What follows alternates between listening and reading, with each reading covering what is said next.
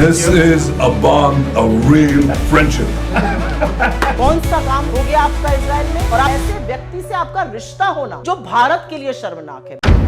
TV 10 Bharat, सच की ताकत। जिस इजराइल के खिलाफ दुनिया भर के देश एक साथ आ गए हैं, जिस इजराइल की दुनिया भर में थू-थू हो रही है, जिस इजराइल को दुनिया में कोई पूछ तक नहीं रहा है, आखिर ऐसी क्या वजह या क्या मजबूरी आन पड़ी कि प्रधानमंत्री नरेंद्र मोदी को इजराइल दौरे पर जाना पड़ रहा है।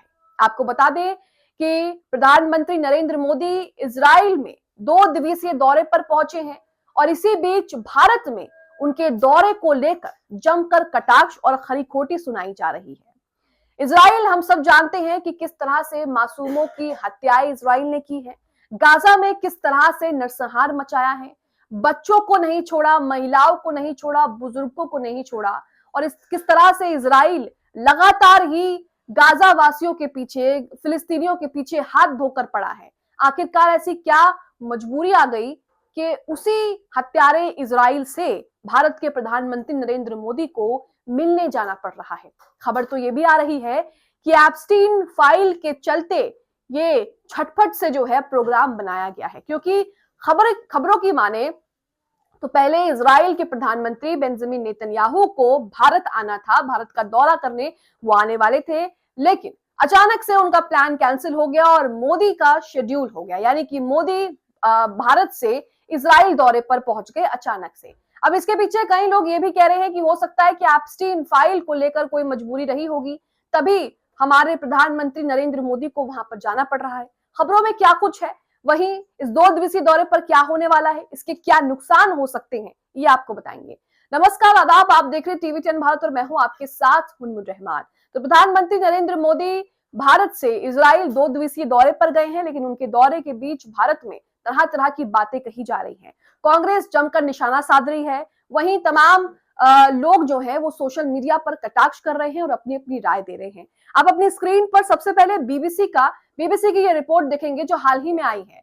इस रिपोर्ट ने सबको हिला दिया है। क्यों? क्योंकि इस रिपोर्ट में बीबीसी ने बताया है कि किस तरह से गाजा में मासूम बच्चों को गोलियों से भुना गया है और सबसे ज्यादा गोलियां सिर और सीने में सीधी मारी गई है ताकि सीधी उनकी मौत हो जाए।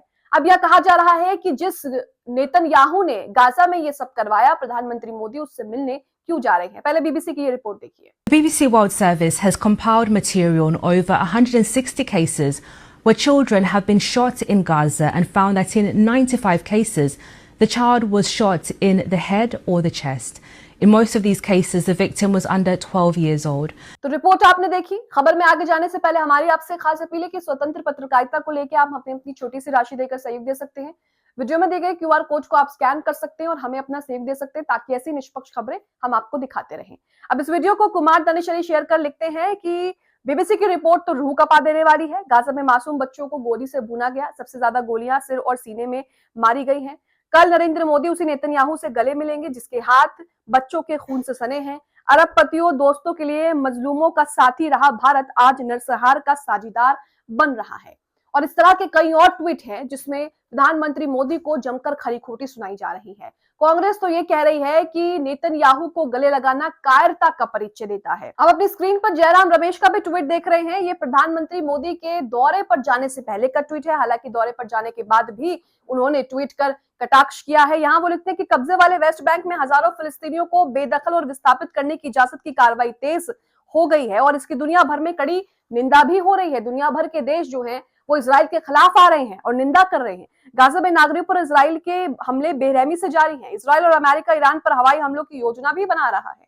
इसके बावजूद प्रधानमंत्री मोदी इजराइल जा रहे हैं जहां एक मुदानी संबंध भी बताया जा रहा है और अपने अच्छे मित्र प्रधानमंत्री नेतन्याहू से गर्मजोशी से मिलने वाले हैं जो स्वयं गंभीर भ्रष्टाचारों के आरोपों का सामना कर रहे हैं। इजराइल के विपक्ष की प्रधानमंत्री मोदी के इजरायली संसद को संबोधित करने को ये कहते हुए बहिष्कार करने की धमकी दे रहे हैं कि पीएम नेतन्याहू देश में न्यायपालिका की स्वतंत्रता को नष्ट कर रहे हैं।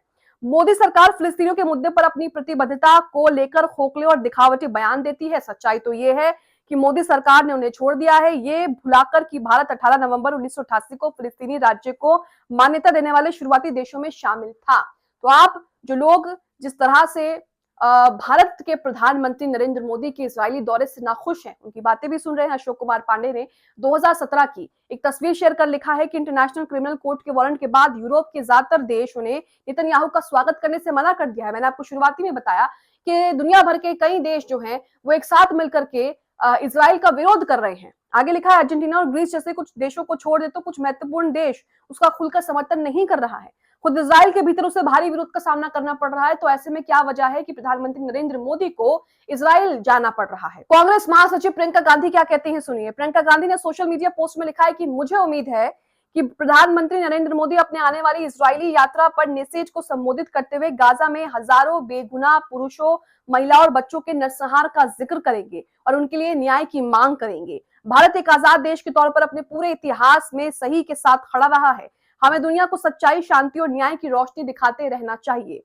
वहीं कांग्रेस नेता सुरेंद्र राजपूत क्या कहते हैं, सुनिए। सुरेंद्र राजपूत यहाँ पर कहते हैं कि इजराइल के प्रधानमंत्री ने अपना भारत का दौरा जो है वो रद्द कर दिया और हमारे प्रधानमंत्री वहां जा रहे हैं। हमारे प्रधानमंत्री वहां क्या करने, क्या देखने और क्या समझौता करने जा रहे हैं, इस पर गंभीर सवाल खड़े कर रहे हैं। सुनिए। इजराइल के प्रधानमंत्री अपना दौरा हिंदुस्तान का रद्द करते हैं और हमारे प्रधानमंत्री वहां जा रहे हैं। क्या करने जा रहे हैं, क्या देखने जा रहे हैं, कौन से समझौते करने जा रहे हैं, उन समझौतों के मूल में क्या है, ये सारी की सारी बात प्रधानमंत्री कार्यालय को और विदेश मंत्रालय को बतानी चाहिए। और आज की डेट में इजराइल के चूंकि अमेरिका से बड़े क्लोज रिलेशन है और जो एप्स्टीन फाइल के लोग हैं उनके भी बड़े क्लोज रिलेशन इजराइल से बताए जाते हैं। वहीं कांग्रेस का कहना है कि नेतन्याहू को गले लगाना कायरता है। मोदी की इजराइल यात्रा पर कांग्रेस के नेता जो हैं वो भड़क उठे हैं और इसी के साथ कांग्रेस ने कहा है कि 2 दिवसीय इजराइल यात्रा को लेकर जोरदार हमला बोला है और कहा है कि ऐसे समय में जब पूरी दुनिया इजरायली प्रधानमंत्री बेंजामिन नेतन्याहू की आलोचना कर रही है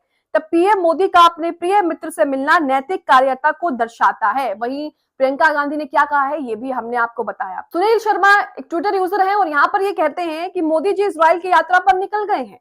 इजराइल से खबर आ रही है कि जब मोदी जी इजरायली संसद में स्पीच देंगे तब वहां के सारे विपक्षी नेता इसका बायकॉट करने वाले हैं। अब आप सोचिए कि जहां पर खुद का ही विरोध हो रहा है, जिस देश में प्रधानमंत्री का खुद का ही विरोध हो रहा है, आखिर ऐसी क्या वजह हो गई कि भारत के प्रधानमंत्री को इजराइल जाना पड़ रहा है, इजरायली दौरा करना पड़ रहा है। वहीं एक ट्वीट में कहा गया है कि पहले इजराइल के प्रधानमंत्री भारत आने वाले थे, बाद में मोदी जी चले गए। कहीं एप्स्टीन फाइल ने तो नहीं बुला लिया। एप्स्टीन फाइल में भी जो है वो कई तरह के नाम आ रहे हैं, मोदी के कई मंत्रियों के नाम आए। हालांकि कहा जा रहा है कि उनका कोई इससे संबंध नहीं है, सफाइयां भी दी जा रही हैं, लेकिन नाम तो जो है वो एप्स्टीन फाइलों में आए हैं, जिसे लेकर लगातार ही सवाल जो है वो खड़े हो रहे हैं। अब इजराइल जिस तरह से प्रधानमंत्री मोदी गए हैं, इतना सब कुछ होने के बावजूद उस पर भी एप्स्टीन फाइल का दबाव है। इस तरह के आरोप या इस तरह की बातें जो हैं वो कही जा रही हैं। लिखा है, भारत के प्रधानमंत्री नरेंद्र मोदी इजराइल की यात्रा पर जाने वाले हैं। मीडिया में इसका बहुत ज्यादा हल्ला है, साथ ही गुणगान है विश्वगुरु का। लेकिन पहले खबर यह थी कि इजराइल के प्रधानमंत्री बेंजामिन नेतन्याहू भारत का दौरा करेंगे, लेकिन फिर एकदम से खबर आ गई कि अब प्रधानमंत्री नरेंद्र मोदी जी इजराइल यात्रा पर जाएंगे। तो इसके पीछे जो इतनी हड़बड़ी में खबर आई है और जो ये प्लान शेड्यूल चेंज हुआ है, इसके पीछे की क्या वजह है जिससे उनके भक्त बहुत ज्यादा खुश हो गए हैं कि प्रभु जाएंगे, प्रभु जाएंगे। लेकिन मेरा नजरिया अलग है। मुझे पता है प्रधानमंत्री मोदी जी वहां क्यों जाएंगे। इन्होंने कहा कि एक तो एप्स्टीन फाइल का मामला है, दूसरा एप्स्टीन फाइल में यह बोला गया था कि प्रधानमंत्री नरेंद्र मोदी ने इजराइल के प्रधानमंत्री को खुश करने के लिए डांस किया था, नृत्य दिखाया था। तो इसी को लेकर जो है कई तरह के दावे किए जा रहे हैं कि यह भी वजह हो सकती है कि रातों रात जो है वो प्लान चेंज हुआ और वो जो है इजराइल पहुंच गए हैं। वहीं डॉक्टर शोएब जमाई कहते हैं कि प्रधानमंत्री मोदी की इजराइल यात्रा ऐसे समय में हो रही है जब गाजा स्ट्रिप बेइंसानियत करहा रही है। क्या भारत की विदेश नीति केवल रणनीति तक सीमित है या उसमें मानवीय संवेदना भी शामिल है? गाजा के मासूमों की आवाज कौन उठाएगा? नरेंद्र मोदी को टैग कर लिखते हैं कि रणनीति साझेदारी अपनी जगह है, लेकिन गाजा में हो रहे मानवीय संकट पर आपकी चुप्पी क्यों? भारत की आत्मा हमेशा मजलूमों के साथ खड़ी है। तो यहाँ पर आप देख रहे हैं कि प्रधानमंत्री मोदी इतना सब कुछ होने के बावजूद भी नेतन्याहू किस तरह से लगातार गाजा में मासूमों की जान ले रहा है, नरसंहार मचा रहा है और हमले रुकने का नाम नहीं ले रहे हैं। यहाँ तक कि रमजान का पाक महीना है और वो लोग मलबे पर ही नमाज अदा करने को मजबूर हैं, लेकिन उसके बावजूद भी नेतन्याहू यहाँ पर रुकने का नाम नहीं ले रहा है। और वहीं हमारे देश के प्रधानमंत्री नरेंद्र मोदी इजराइल जाते हैं नेतन्याहू से मिलने मिलाने। अब भारत के लिए इसके कुछ संभावित नुकसान मैं आपको बता देती हूँ क्योंकि इजराइल के खिलाफ कई सारे देश इकट्ठे हो गए हैं और इजराइल का विरोध भी जमकर हो रहा है। ऐसे में भारत इजराइल से मिलता है तो उसके कुछ संभावित नुकसान हो सकते हैं। पहला नुकसान देखिए कि मुस्लिम देशों से संबंध पर असर पड़ सकता है। सऊदी अरब, यूएई, कतर जैसे देश भारत के लिए तेल व्यापार और रोजगार के लिए लिहाज से बहुत महत्वपूर्ण है। अगर उन्हें लगे कि भारत पूरी तरह इजराइल के पक्ष में है तो कूटनीति दूरी बढ़ सकती है। भारत की न्यूट्रल छवि जो है वो कमजोर हो सकती है। देशों के अंदर जो है वो सामाजिक तनाव बढ़ सकता है। गाजा में आम नागरिकों और बच्चों की मौतों की खबर से देश के अंदर भावनात्मक प्रतिक्रिया हो सकती है, जिससे विरोध या राजनीतिक बहस जो है वो तेज हो रही है या हो सकती है। अंतर्राष्ट्रीय दबाव, अगर कई देश इजराइल के खिलाफ खुलकर खड़े होते हैं तो संयुक्त राष्ट्र जैसे मंचों पर भारत पर भी स्पष्ट रूप अपनाने का दबाव जो है वो बढ़ सकता है। वहीं व्यापार और रणनीतिक संतुलन पर भी असर पड़ सकता है।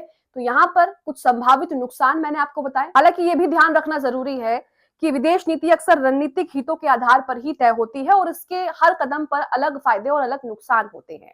अब आप हमें कमेंट बॉक्स में बताइए कि जिस तरह से प्रधानमंत्री नरेंद्र मोदी इतना सब कुछ होने के बावजूद भी गाजा में मासूमों की जान जा रही है, उसे नजरअंदाज करके इजराइल का दौरा कर रहे हैं, आपकी नजर में इसके क्या मायने हैं? कमेंट बॉक्स में अपनी राय जरूर बताएं।